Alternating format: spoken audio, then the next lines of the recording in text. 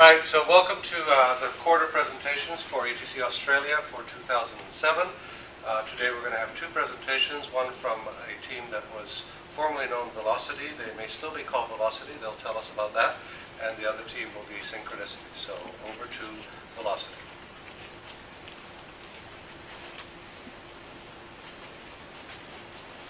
Hello, good afternoon everyone. Here is Team Velocity present to you Entertainment Technology Center campus in Second Life. I'm Winnie Chow, the producer and the programmer. Sean Welsh is also the programmer. We are doing the scripting in Second Life as well as modeling. Jessica Amman will be the artist. She is doing all the design work for Second Life, our campus.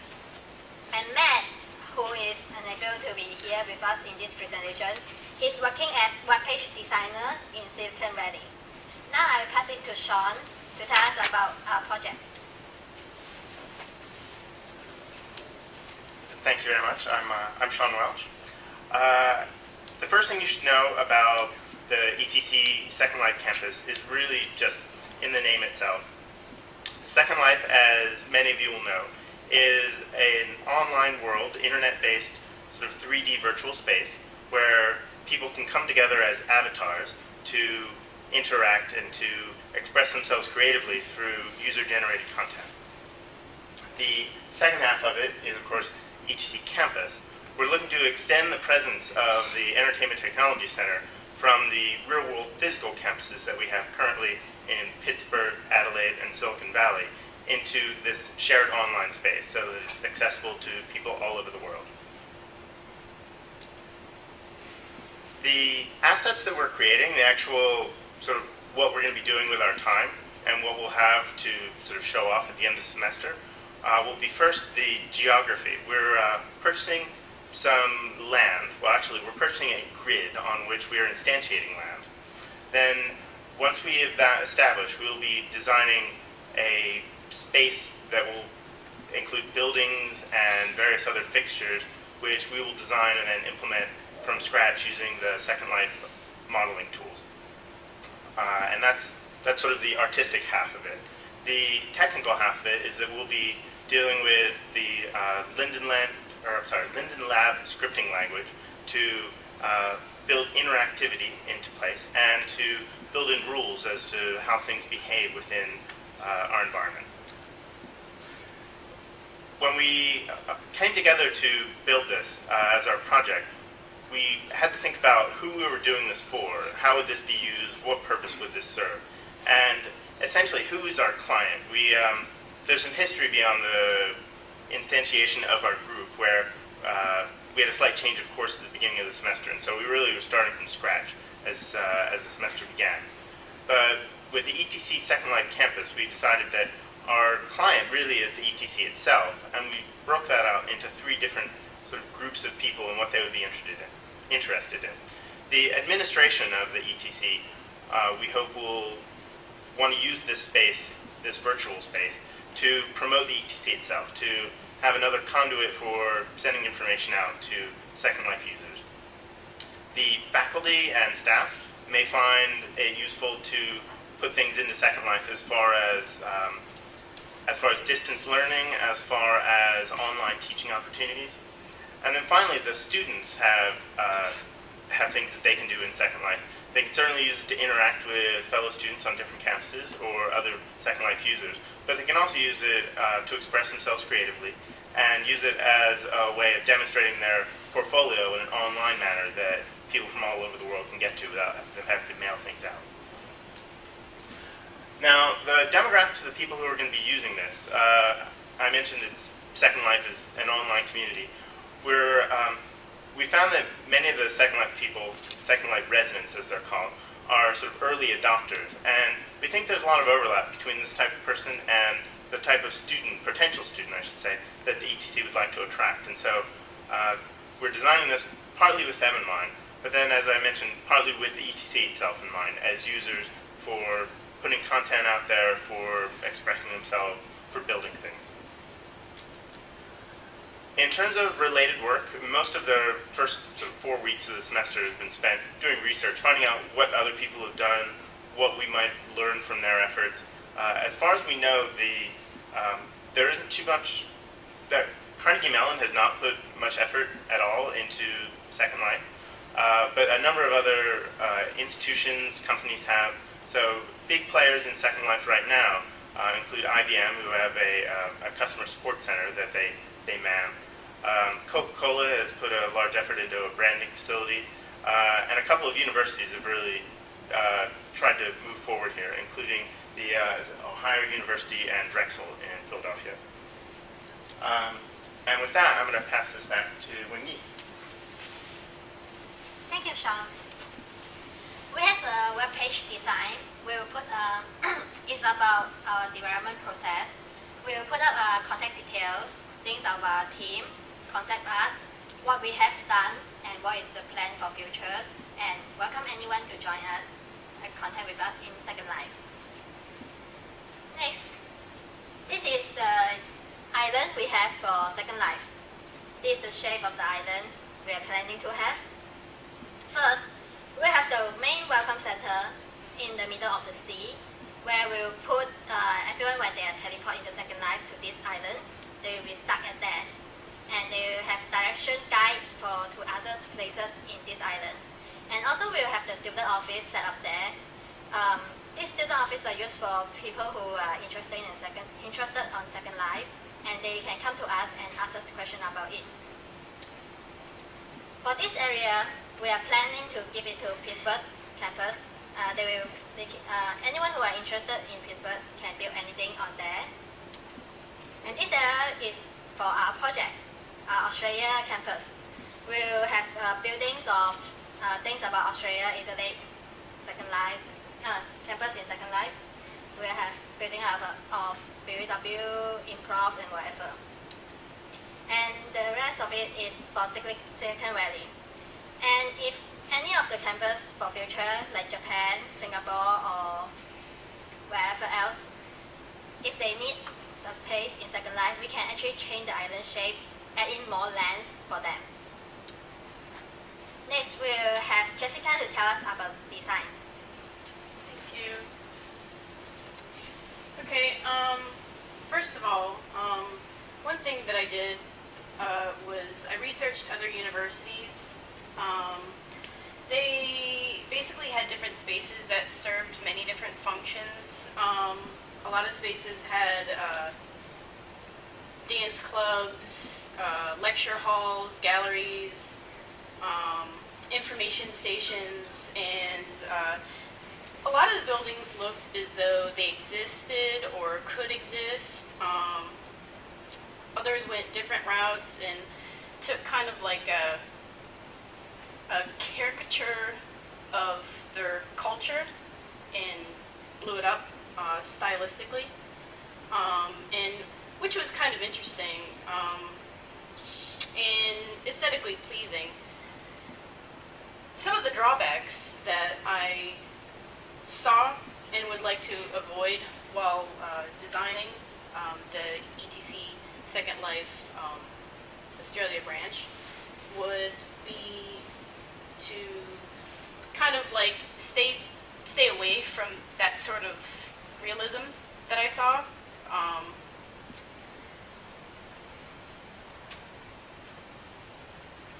Basically, I saw a lot of walls. There were several, you'd walk into a building and there would be all these walls. And you would try to look into a gallery and you'd be turning around, and next thing you know there would be a wall in your face and you couldn't view anything. And that was a huge problem. So basically, navigation. Another issue was stylistically consistency. Having a consistent style between what was going on. So I would like to also implement that as well. What I plan to do is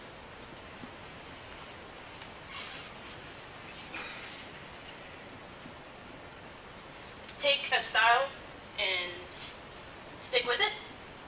I want to I'm taking a direction completely out of left field. I want to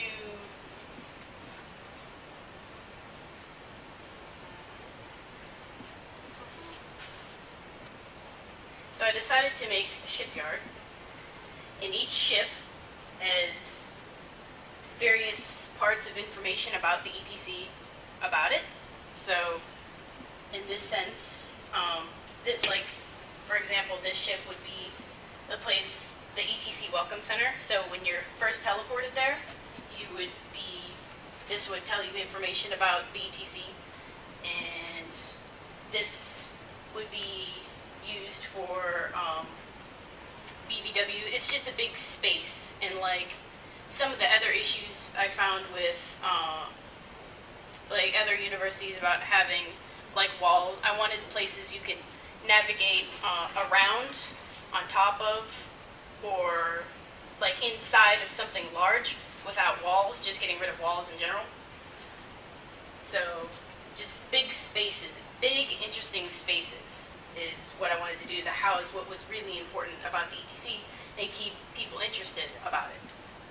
So, also, some of the problems that I'm encountering is the fact that we can't use Maya. That is something that I went into the project thinking that we could do, but now we can't. It's not compatible with their process. You can't do it anymore. They used to, but you can't now.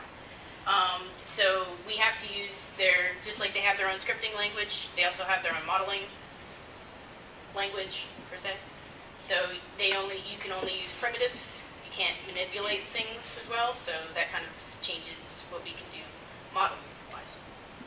So this would be like we're still early in the design process, so anything could be anything. So I was thinking about maybe using this for improv.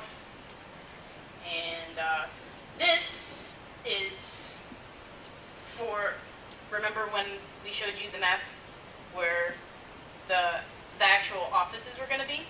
That's going to be separate from actually the ETC Australia. So when other people potentially become a part of Second Life, let's say Pittsburgh set up a branch, they'll be able to have offices of their own. So basically, I wanted to do something that people could add and subtract offices. So going with maybe something that was completely different than what I was doing, which was kind of what I was doing. It's just another concept. And we're still working more on concept as the weeks go by, and hopefully that'll end soon and we'll start actually fabricating some of these things. And we'll open up the floor to questions from guests and faculty.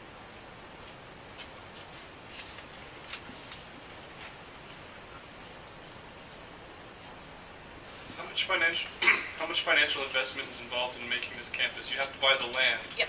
What else do you have to pay for? We have to pay for textures. You have to upload. You have to upload. When you upload textures into the world, you actually have to pay a sum for that. And most of the furniture and stuff that we're going to buy for lounge areas, we're actually going to buy most of that, because I think some of the modeling is going to be more intense. In addition to the initial outlay for purchasing a grid that you can put your island in, there's also monthly upkeep. So yeah, it's a subscription fee as well. Though educational institutions get half the quoted price, so it's not as bad as we thought. I'm wondering why Pittsburgh's section of the island is set as far as possible away from the Welcome Center. Seems like an odd choice. Most of the navigation between the Welcome Center and the various points of interest on the island will be through a teleportation mechanism. Yeah. So it wouldn't, it makes it easier for us to make equal use of different areas of the island. You won't be sort of trekking around or flying, trying to find your way. Anything else? Sharon? Near the beginning of the talk, you mentioned that you were kind of targeting this towards people who are already engrossed in Second Life and tended to be early users of the technology anyway. where do you go from there down the line? They're getting to the Second Life for ETC Island and they look around, they get really inspired. Where do they go from there in terms of then finding out about the nuts and bolts of actually becoming enrolled in the program? Are you going to have like easy links to existing websites, or how does that work? Yeah, within Second Life, there are mechanisms for interacting with objects that will then give you information that your character maintains in its inventory that you can use essentially as a bookmark that brings up your browser. Okay. So yeah, there is a tie-in between the Second Life technology and pushing people to websites. Right, so it's not just dependent on the different groups like the administrators or the academics putting stuff in, there is actually a link back out as well to existing. Yes, we will be leveraging existing content. Yeah, fantastic. The shipyard motif, Yes. are you anticipating that that's going to be something that the other campuses are going to make use of, or are they expected to come up with their own design? I don't mind if they want to add on to it, but that's specifically for ETC Australia. That's what I'm designing for us. And that's what I'm going with. I'd be interested to see what Pittsburgh is going to do, or Silicon Valley, when if there's more than just Matt there. But I just wanted to do something completely different, because right now all I see are just future buildings and glass and boredom. And I just wanted to make it interesting. Guess which? Anybody? Mark? Well, thank you very much for your time. And yeah, we look forward to giving you an update at the halfway point.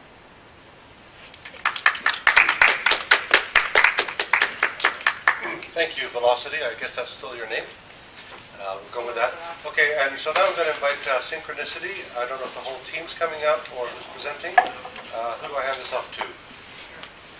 We'll hand it off to me. Okay, here you go, Rob. Rob from Synchronicity. Thank you. If you want to pan over for them. We are the Synchronicity team. I'd like to thank you all for coming down today.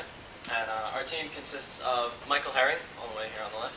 He has a background in computer science. He's our producer, and he's also producing the music loops for our game. Next up, we have Nick Daniel, who has a background in art and illustration, and he's been producing concept art, and he's been working with Trent Berg on character design, level design. And Trent's been working with Nick on character design, level design, but his primary focus is on story. He has a background in English literature. Toto Salam has a background in entertainment technology. He has been working on coding with me as well as the GUI design, and I'm Rob Pearsall. I'm pretty much our programming lead. I get to be the code monkey for this project. The project is a game design project for the ETC, and our primary focus is to submit to game festivals, particularly the Independent Games Festival at the Game Developers Conference. Our game is called Melodies Musette, and the basic focus is synchronicity.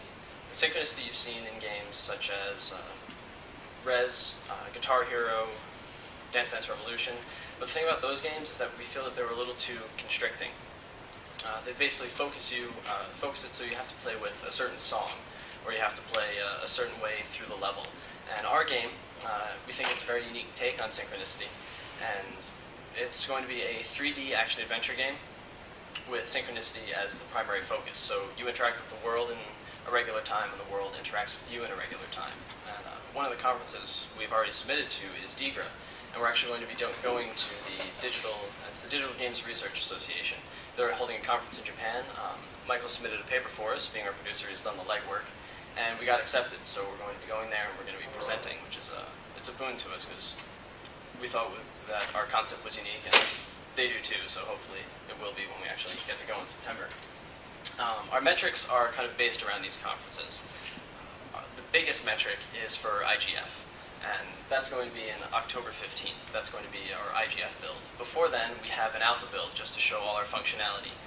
The players interacting with the world interacting with them, interacting with enemies, just everything moving around, not necessarily artwork done yet.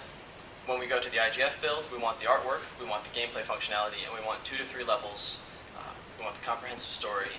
We're going to have basically our beta build. That's going to be our IGF build. And then it leaves a month for polish. We want to have 3 to 4 games for our final build on November 16th. And that's pretty much it. That's our final. The way we've been scheduling this is we have kind of a big Gantt chart that says, this is our alpha build, this is going to be our IGF build, this is our final build down the line. But for scheduling week to week, we've been using Scrum and Scrum methodologies. The biggest thing we've taken from Scrum is the use of the Scrum board and the Scrum daily meetings.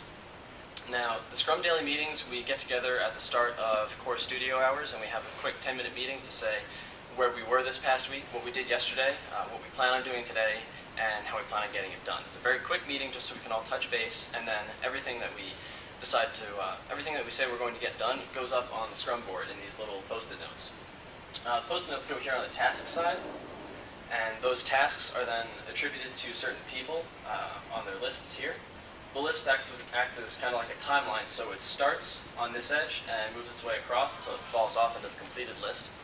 And as you can see here, can't really read it too well, but Nick is working on being awesome. He's almost done, and we hope to have that one finished very soon. And basically the Scrum board, seeing by what we've completed, what we've been working on, you can see where we are. And where we are, we have design work done. We have design for the story, we have character design for our main character, we have a lot of the adversaries and the world design. Right now we're working on environments and some of the other enemies.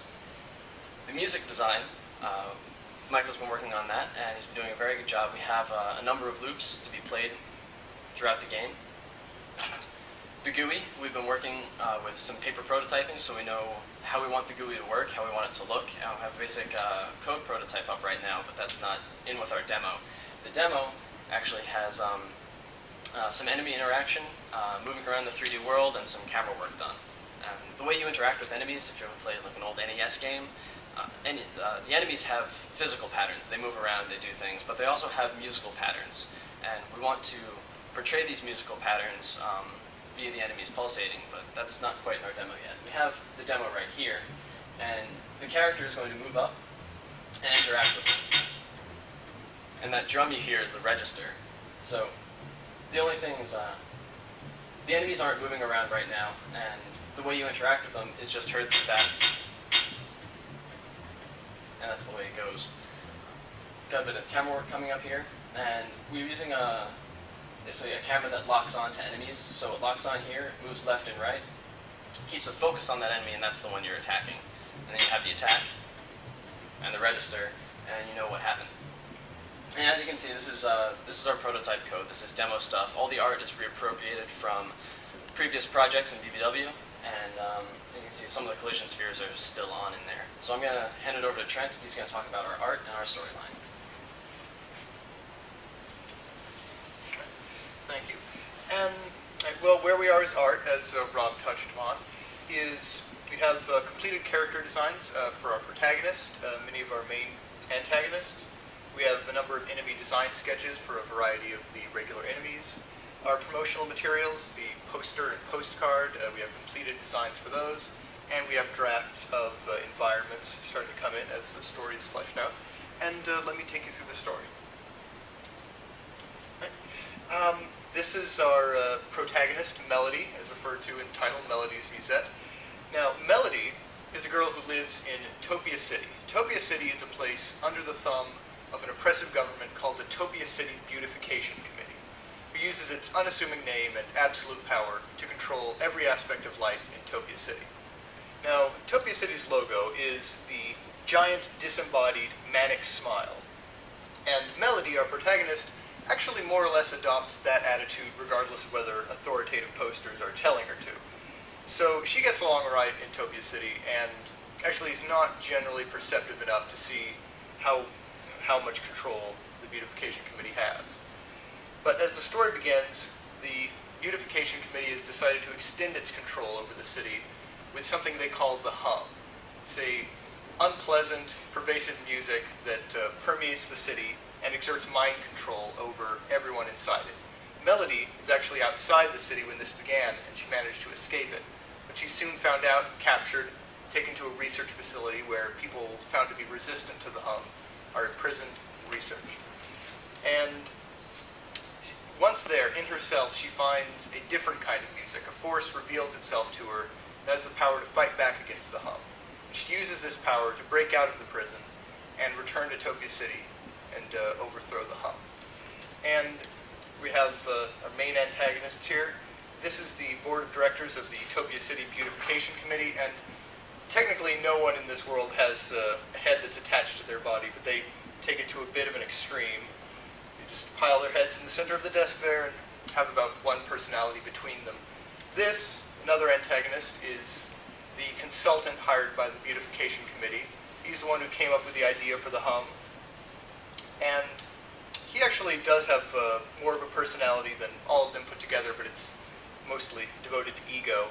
Just look at the guy. All right.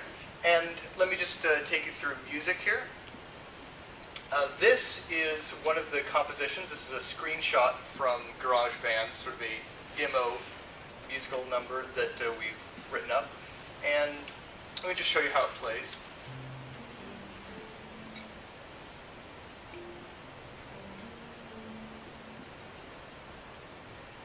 So here, these different rows are different loops.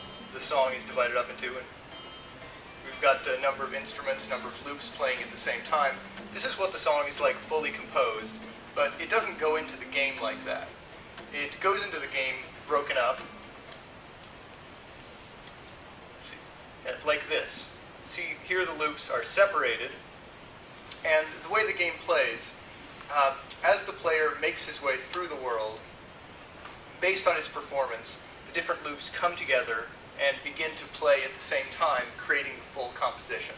And broken apart, sounds like this.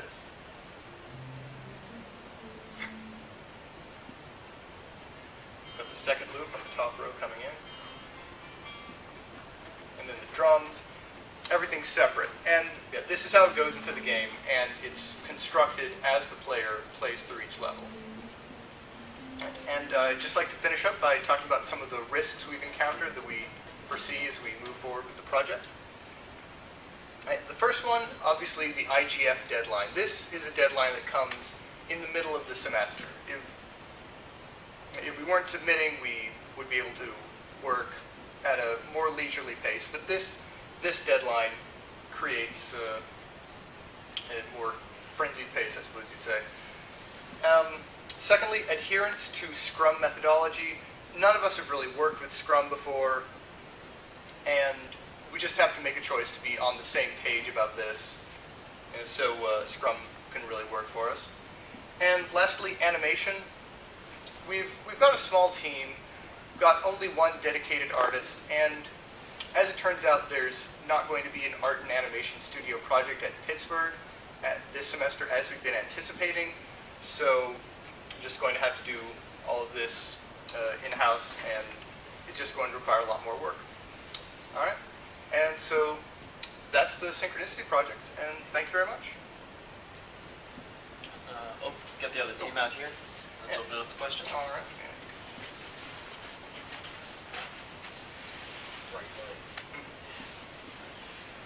Does anyone have any questions?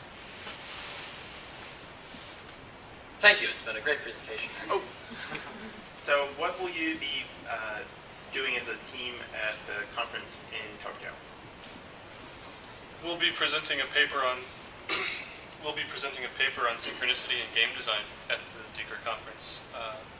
We're scheduled to present at a non-academic roundtable, which will put us with, ironically, some academes who will critique the paper and specifically the game as well. I'm currently drafting the paper. The subject of the paper is the effects on game design when you make synchronicity pretty much the only unassailable part of the design. When you have to have a synchronous game, what has to change, what's good and what's bad about that approach, and that's what I'll be writing up, and that's what we'll be presenting alongside the game at DGRA. Okay, and DGRA is sort of third, fourth week in September, right. And you've got an alpha date before that? Right, the conference is from September 24th until 28th. We have an alpha date earlier that month, and so we will have something, we will have a deliverable hopefully finished by that date if we're on time, and that will help us to have a nice put together project to show them in DGRID. Anything else? All right. Well, I think we're done then. Thank you very much.